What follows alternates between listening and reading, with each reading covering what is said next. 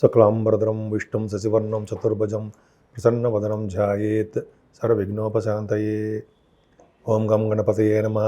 ఓం నమో వెంకటేశాయ నమః. ఓం శ్రీ మహాసరస్వత్యై నమో నమః. మా ఆది ఆస్ట్రాలజీని చూస్తున్నటువంటి మీ అందరికీ, విదేశాల్లో కూడా ఉంటూ నాకు ఫోన్లు చేస్తూ నేను ఎంతగానో ప్రోత్సహిస్తున్నటువంటి మీ అందరికీ కూడా పేరు పేరున నా హృదయపూర్వక నమస్కారాలు. 12 రాశుల్లో ఉన్నటువంటి గ్రహాల గురించి తెలుసుకుందామండి. 12 రాశుల్లో అంటే 21 డిసెంబర్ నుండి 27 డిసెంబర్ ఈ వారం రోజులు కూడా గ్రహాలు ఏ భావంలో ఉన్నాయి, అదే ఏ రాశిలో ఉన్నాయి, ఆ గ్రహాలు ఇచ్చే ఫలితాలు వివిధ రాశులకు ఎలా ఉంటాయో ఇప్పుడు తెలుసుకుందాం. ముందుగా గురుడు గురించి తెలుసుకుందాం. అంటే గురుడు మిథున రాశిలో వక్రగతిలో ఉన్నాడు. శుభులు వక్రగతిలో ఉంటే శుభ ఫలితాలే ఇస్తారు. అంతేకాకుండా కేతువు సింహరాశిలో ఉన్నాడు. బుధుడు వృశ్చిక రాశిలో ఉన్నాడండి. అంటే ఆయన బుధుడు ఆల్మోస్ట్ వృశ్చిక రాశిలో వచ్చేసాడు, చాలా కాలం అయింది. అంతేకాకుండా రవి, కుజ, చంద్ర, శుక్రులు కూడా ధనుసు రాశిలో ఉన్నారు. చంద్రుడు 21 మాత్రమే ఉంటాడు అక్కడ. 21 ఉండి అంటే 21 ఉంటాడు. 21 స్టార్ట్ అవుతున్నాడు కాబట్టి అంటే రవి, కుజ, చంద్ర, శుక్రులు ఉంటారు. అంతేకాకుండా చంద్రుడు కూడా 22 అండ్ 23 మకర రాశిలోను, రాహువు కుంభరాశిలో ఉంటాడు. చంద్రుడు కూడా 24, 25 తారీఖులో కలిసి ఉండడము, చంద్రరాహుల ఫలితాలు బాగుంటాయండి. అలాగే శనీశ్వరుడు మీనరాశిలో ఉండడం వల్ల ఫలితాలు ఎలా మీనరాశిలో ఉన్నాడు. సో ఈ గ్రహాల యొక్క ప్రభావం ఎలా ఉందండి, అన్ని రాశుల వాళ్ళకి ఈ గ్రహాలు ఏ ఫలితాలు ఇస్తారో తెలుసుకుందాం. కుంభరాశి వారికి ఫారిన్ యోగం బాగా ఉంది, ఖచ్చితంగా వెళ్తారు. ముఖ్యంగా మీ రాశిలోనే 24th అండ్ 25th డేట్స్లో రాహుతో కలిసిన చంద్రుడు, రాహు మిక్కిలి బలవంతుడై శుభ ఫలితాలే ఇస్తున్నాడు. గురుదృష్టి కూడా మీకు ఖచ్చితంగా చాలా బాగుంది. గురుదృష్టి కూడా ఎక్కడ బాగుంది, మీ రాహుకు ఉంది కాబట్టి మీ నేమ్ అండ్ ఫేమ్ రావడము, ధనప్రాప్తి కలగడము, ఆయుర్దాయం బాగుండడము, చదువులో ఆటంకాలు లేకుండా చదువులో బాగా రాణించడం జరుగుతుంది. కానీ శని ద్వితీయ భావం ఉండడం వల్ల చదువులో ఆటంకాలు కలిగిస్తాడు, భార్యాభర్తల విషయంలో ఆటంకాలు కలిగిస్తాడు, మనస్పర్ధలు కలిగించేది చేస్తుంటాడు. పరుషమైన మాటలు మీరు మాట్లాడడం వల్ల మీ బంధువులు, మీ స్నేహితులు, మీ భార్యాభర్తల విషయంలో ప్రాబ్లమ్స్ వస్తుంటాయి, తగాదాలు. కొద్దిగా జాగ్రత్త చూసుకోండి. సో ద్వితీయ భావం శని వలన మీరు అందంగా ఉండడానికి అవకాశం ఉంటుందండి. మీ స్నేహితులు మిమ్మల్ని చూడాలని కోరుకుంటుంటారు, మీ బంధువులు అంత బాగుంటారు మీరు.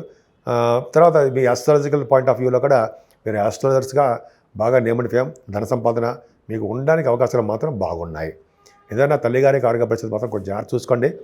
కొద్దిగా ఆరోగ్య విషయంలో కొద్దిగా శ్రద్ధ వహించాలి. అంతేకాకుండా రైతులు కూడా నష్టాలు రావడానికి, విద్యలో ఆటంకాలు కలగడానికి అవకాశం ఉంది.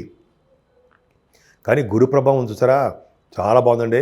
మీ పుత్రుల వలన మీకు ధనప్రాప్తి, మీ పుత్రుల వలన మీకు అదృష్టము, మీ జాతక ప్రభావం వలన మీ పుత్రులు వృద్ధి చెందుతూ ఉంటారు. మీ జాతకం అంటే మీ రాశి ప్రభావం వల్ల మీ పుత్రికలు ఉంటారు. కానీ గురుడు పంచమ స్థానంలో ఉన్నాడు కాబట్టి పుత్రుల వలన ధనప్రాప్తి, పుత్రులకే డెవలప్మెంట్స్ ఉంటాయి. అంతేకాదండి, సాహిత్య రంగంలోనూ, నటనా రంగంలోనూ, కళారంగంలో కూడా మీరు తపస్వి మంచి బాగా సంపాదించుకుంటారు. గురు ప్రభావం ఉంది కాబట్టి సాహిత్య రంగంలో డెవలప్మెంట్స్ ఎక్కువ. కవితలు రాయడము, పాటలు రాయడము ఇవి ఉంటాయి కదండి, అవన్నీ ఉంటాయి. అంతేకాకుండా గురు ప్రభావం కదండి మీకు స్టాక్ మార్కెట్లో కూడా, ఫైనాన్స్ రంగంలో బాగా డబ్బు సంపాదించుకుంటున్నారు, ఉంటారు, స్టాక్ మార్కెట్లో ఉన్నారు. అలాగే గురుడు బాగున్నాడు అంటే మీకు పొలిటికల్ రంగంలో పదవులు రావడానికి అవకాశం ఉంది. గుర్తింపు, గౌరవం మీకు బాగా దక్కుతుంది. శుభకార్యాలు, ధర్మకార్యాలు మీరు చేస్తూ ఉంటారు. ఎంత బాగుందండి. అదే కానీ సప్తమ స్థానంలో కేతు ఉన్నాడు, అది ప్రాబ్లము. భార్యాభర్తల విషయంలో కొద్దిగా చిన్న ప్రాబ్లమ్స్ వస్తూ ఉంటాయి. అంతేకాకుండా మీకు దగ్గరకు వచ్చే సంబంధాలు ఆగిపోవడము జరుగుతూ ఉంటుంది. అతి త్వరలో మళ్ళీ సంబంధాలు కుదురుతాయి. చిన్న ప్రాబ్లమ్స్ ఉంటాయి. ఏదైనా మీ అష్టమ స్థానానికి శనిదృష్టి ఉందండి. అష్టమ స్థానానికి శనిదృష్టి ఉందంటే అనారోగ్య సమస్యలు ఉంటాయి. కాళ్ళు నొప్పులు, మోకాళ్ళ నొప్పులు, పాదాల నొప్పులు, నీటి వల్ల గండాలు ఇవన్నీ ఉంటాయి. కానీ మీ రాష్ట్రాధిపతి అటువంటి అష్టమాధిపతి క్లియర్గా బాగున్నాడు. బుధుడు బాగున్నాడు, దశమంలో ఉన్నాడు కాబట్టి మీకు ప్రాబ్లం లేదండి, చాలా బాగున్నాడు. అద్భుతమైన యోగాలు ఇస్తుంటాడు. మీ భాగ్యము వృద్ధి అవుతుంది అనడంలో సందేహం లేదు. ఎందుకంటే 9th హౌస్లో శుక్రుడు అత్యంత రాజకారకుడు. 9th హౌస్ లార్డ్ శుక్రుడు అయ్యాడు. 9th హౌస్కి శుక్రుడు దృష్టి ఉంది. 9th హౌస్ లార్డ్ శుక్రుడికి గురుదృష్టి ఉంది. అంటే 9th హౌస్లో శుక్రుడికి గురుదృష్టి ఉంది కాబట్టి శుక్రుడు చాలా బ్రహ్మాండంగా ఉన్నాడు. కాబట్టి కళారంగంలో మీరు బాగా రాణిస్తారు. సినిమా రంగంలో మీరు ట్రై చేసినా సక్సెస్ఫుల్గా ఉంటారు. డైరెక్టర్స్ గాను, నిర్మాతలు గాను, యాక్టర్స్ గాను మీకు బాగా ధన సంపాదన ఉండడానికి కుంభరాశి వాళ్ళకి చాలా చాలా బాగుంది. భాగ్యంలో బాగుంది, భాగ్యస్థానం బాగుంది, దశమస్థానం కూడా బుధుడు కదా, దశమస్థానం బుధుడి వల్ల కదా మీకు యోగవంతానికి కాలం అని చెప్తున్నాం కదా మనం. బుధుడి వలన వ్యాపార రంగంలోనూ, ఫైనాన్స్ అండ్ అకౌంట్స్ డిపార్ట్మెంట్లోనూ బాగా ధనప్రాప్తి కలుగుతుందండి. అదృష్టము, ఐశ్వర్యము మీకు తోడుగా ఉంటాయి. విదేశీ పర్యటన జరుగుతుంది. ముఖ్యంగా రియల్ ఎస్టేట్ రంగంలో, సాఫ్ట్వేర్ రంగ ఉద్యోగస్తులకి చక్కటి అవకాశాలు, గవర్నమెంట్ ప్రొఫెషన్లో కూడా మీరు ఉంటారు. అత్యంత రాజయోగం ఏంటంటే రవి కుజులు లాభస్థానంలో ఉండము, శుక్రుడు లాభంలో ఉండము, చంద్రుడు కలిసి ఉండడం. ఎంత అదృష్టం అండి. లాభస్థానంలో కానీ రవి కుజులు అంటే లాటరీస్ కొడతారు మీరు. అంటే అలా అని కాదు, బట్ డబ్బులు బాగా సంపాదించుకుంటారని అర్థం. అంతేకాకుండా కుజుడు ప్రభావం వల్ల కూడా మీకు రియల్ ఎస్టేట్ రంగంలో బాగా డబ్బు సంపాదన ఉంటుంది. మీరు చేస్తున్న వ్యాపారాలు, శుక్రుడు కూడా ఉన్నాడు కదా, సినిమా రంగ పరిశ్రమలు కానీ, మీరు శుక్రుడితో పాటు చంద్రుడు కూడా ఉన్నాడు. ఖచ్చితంగా వ్యాపారం, శుక్రుడితో కలిసిన చంద్రుడు బట్టల వ్యాపారం కానీ, వ్యాపార రంగంలో అభివృద్ధి కానీ చాలా బాగుంటుందండి. లాభస్థానంలో ఉన్నటువంటి ప్లానెట్ పొజిషన్ ఎక్స్ట్రాడినరీ. అంతేకాకుండా రవి 11 బలం ఉండడం వలన విద్వాంసులతో కలయిక ఉండడము, భార్య పుత్రులతో కానీ, భర్త పుత్రులతో కానీ మీకు సుఖజీవనము, అధికమైన సంపాదన చాలా బాగుంది. పైగా కుజుడు కూడా ధనురాశిలో ఉన్నాడు కదా, ధనుసులో ఉన్నాడు కాబట్టి భగవత్ ఆరాధన ఎక్కువ ఉంటుంది మీకు. పండితులతో గోష్ఠి, పండితులతో కలవడం, జ్ఞానం వృద్ధి చేసుకోవడము, ఇవన్నీ మీకు అద్భుతమైన ఫలితాలనే చెప్పచ్చు. శుక్రుడు కూడా బాగున్నాడు కదండి, 11 బాలు ఉన్నాడు కాబట్టి అన్ని పనులు సుఖంగా నెరవేర్చుకుంటారు. అంతేకాకుండా శత్రు నాశనం అవుతుంది, కీర్తి ప్రతిష్టలు ఉంటాయి, ఆదాయం పెరుగుతుంది. నిజంగా 11 భావంలో మీకు చంద్రుడు ఉండము, రవి కుజులు ఉండము మీకు బాగా అదృష్టమే. 11th హౌస్ లార్డ్ కూడా చూసుకుంటాడు కాబట్టి అశ్వ సంపదలు, అశ్వాల వలన ధన ప్రాప్తి కలుగుతుంది. అశ్వాల వలన మీరు అశ్వం మీద అంటే గుర్రాల మీద మీరు ప్రయాణాలు చేస్తుంటారు, హిల్ స్టేషన్లో ఎక్కుతారు. బహుశా గుర్రాల మీద ఎక్కడానికి అవకాశం ఉంటుంది. అశ్వాల మీద రైడింగ్ చేయడానికి ఇష్టం. ఏదేమైనా 12 భావంలో చంద్రుడున్నాడు. 22, 23 తారీఖుల్లో మీకు ప్రయాణాలు, ఆభరణాలు కొనుక్కుంటారు, అవకాశాలు ఉన్నాయి. దైవ కార్యాల రీత్యా, దేవతారాధన రీత్యా, మీకు సన్మానాల రీత్యా మీ ధనం ఖర్చు అవడానికి అవకాశాలు ఎక్కువ ఉన్నాయి. నేను మీ వాడ్రేవ్ ఆదినారాయణరావు శర్మ. మీ జాతకాలు తెలుసుకోవాలనుకుంటే మీ date of birth, time of birth, place of birth ఉంటే చాలండి. మా ఆది ఆస్ట్రాలజీ తరఫు నుంచి నేను వాడ్రేవ్ ఆదినారాయణరావు శర్మ అంటే మీకు బాగా తెలుస్తుంది. నేనే ఈ జాతకాలన్నీ కూడా చూస్తుంటాను. అలాగే మ్యాచ్ మేకింగ్, వధూవరుల యొక్క జాతకాలు కూడా పరిశీలన మన దగ్గర జరుగుతుందండి. అంతేకాకుండా వాస్తు సంబంధించినటువంటి దోషాలు ఏమైనా ఉన్నా, సమస్యలు ఏమన్నా కూడా నేను రెక్టిఫై చేస్తుంటాను, చెప్తూ ఉంటాను. అలాగే అనేక రకాల మంచి మంచి ముహూర్తాలు, అంటే వివాహ ముహూర్తాలు కానీ, అలాగే కొంతమంది గృహప్రవేశ ముహూర్తాలు అనుకుంటుంటాను. అటువంటి ముహూర్తాలన్నీ కూడా మన ఆది ఆస్ట్రాలజీ తరఫు నుంచి నేను పెడుతూ ఉంటాను. ఆల్మోస్ట్ విదేశాల నుంచి కూడా చేస్తూ ఉంటారు. నేను cost accountant, at the same time astrologer కూడా.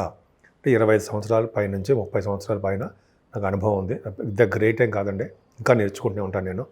సో ఈ విద్య ఇలా ఉంటుంది. సరే, అది పక్కన పెడితే ఇప్పుడు మనం అంటే 12 రాశుల వారికి కూడా, అంటే మేషరాశి నుండి మీనరాశి వారి వరకు కూడా ఈ నెలలో చేసుకోవాల్సిన పూజలు, పరిష్కార మార్గాలు గురించి మనం చెప్దామండి.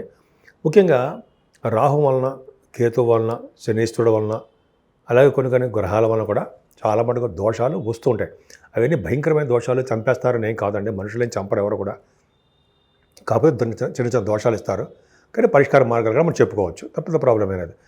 సపోజ్ మన కేతు ఉన్నాడు, కేతు అష్టమ స్థానంలో ఉన్నప్పటికీ, లేదా 12వ భావంలో ఉన్నా చిన్న చిన్న దోషాలు ఇస్తాడు అనుకుంటాం కదా మనం. పంచమ స్థానంలో ఉన్నా కూడా, పంచమ స్థానంలో మంచి చేస్తాడు కానీ, బట్ అష్టమంలోనూ 12వ భావంలోనూ దోషకారకుడు. సో కేతు వలన మనం గణపతి ఆరాధన చేసుకున్నా, గణపతి వారిని పూజించుకున్నా, ప్రతి నెల కూడా పౌర్ణమి వెళ్ళినటువంటి చవితి, సంకటహర చతుర్థి అంటాం. ఆ రోజుని స్వామివారిని గరిగతో పూజించడం వలన, అలాగే పుష్పాలు, ఎర్రని పుష్పాలు, తెల్లని పుష్పాలతో పూజించడం వలన కూడా స్వామివారి యొక్క ఆశీస్సులు మనం పొందవచ్చు. అంతేకాకుండా స్వామివారికి వస్త్ర సమర్పణ కూడా చాలా ఇంపార్టెంట్ అండి. అంతేకాకుండా కేతు యొక్క ప్రభావం తగ్గాలంటే సుబ్రహ్మణ్యేశ్వర స్వామివారి ఆలయ సందర్శన, ఆ స్వామివారి యొక్క ఆశీస్సులు ఎప్పుడు పొందుతుంటే ఫలితాలు బ్రహ్మాండంగా ఉంటాయి. ఈ రాహు వల్ల కూడా మనం చాలామంది అనుకుంటూ ఉంటాం, ఈ రాహు వల్ల కూడా కొన్ని దోషాలు మనకు వస్తూ ఉంటాయి. అమ్మవారిని, కనకదుర్గ అమ్మవారిని పూజించడం వలన, అలాగే కనకదుర్గ అమ్మవారికి చండీ హోమాలు కానీ, కుంకుమతోటి పూజలు కానీ చేసుకోవడం వల్ల కూడా మనకి చాలా మటుకు రాహు వల్ల దోషాలు తగ్గుతాయి. లేదా కాళహస్తిలో కూడా మనం సోమవారం రాహుకేతువులు పూజ చేసుకోవడం వల్ల కూడా చాలా మటుకు పరిష్కారం అవ్వగలం. అంతేగాని అవ్వవు అనుకోవడం మాత్రం దండగా అవుతాయి. నమ్మకంతో మనం చేసుకోవాలి. కామాఖ్య అమ్మవారి దగ్గరికి అక్కడ పూజలు చేసుకోవడం వల్ల కూడా రాహుకేతుల వలన 12 గ్రహాల వలన దోషాలు పరిహారం అనేవి కాకుండా మన జాతకాల ప్రకారము అవి ఇమ్మీడియట్గా అంటే మనం ఇమ్మీడియట్గా ఫలితాలు రావడం కూడా అవకాశాలు కామాఖ్య టెంపుల్లో అస్సాం గౌహటి అక్కడ ఉండడానికి అవకాశం ఉందంటే నేను ఈ మధ్య వెళ్ళొచ్చాను. అప్పటి నుంచి కొద్దిగా బాగుంది నాకు. సరే అది పక్కన పెడితే మనకి శనీశ్వరుడు వల్ల కూడా దోషాలు ఉంటాయండి. అందుకనే శనీశ్వరుడు చతుర్థ భావంలో ఉన్న, అష్టమ స్థానంలో ఉన్న, 12వ భావంలో ఉన్న కూడా దోషమే. సో కాబట్టి మనం అంటే ఎవరైతే వాళ్ళకి అందరికీ కూడా 7 శనివారాలు స్వామివారిని తైలాభిషేకాలు చేయించుకోవడం వలన, పూజ చేయడం వలన, అంతేకాకుండా స్వామివారి దగ్గర దీపారాధన చేయడం వలన, స్వామివారు అంటే శనీశ్వరుడు చేయడం వలన, 11 ప్రదక్షిణాలు ఆంజనేయ స్వామివారి చుట్టూ తిరగడం వలన, స్వామివారికి వడమాల సమర్పించడం వలన, అంతేకాకుండా విష్ణువుని ఆరాధించడం వలన, వెంకటేశ్వర స్వామి దగ్గర దీపారాధన చేయడం వలన, ముఖ్యంగా శివాభిషేకాలు చేసుకోవడం వలన కూడా శనీశ్వరుడు వల్ల వచ్చే దోషాలు పోతాయండి. ముఖ్యంగా పార్వతీ అమ్మవారిని పూజించడం విశేషమైన శుభఫలితాలు ఇచ్చి తీరుతారు. ఎందుకంటే అమ్మవారికి ఆధీనంలోనే 9 గ్రహాలు ఉంటాయి కాబట్టి ఖచ్చితంగా మంచి యోగాలే ఇస్తాయి.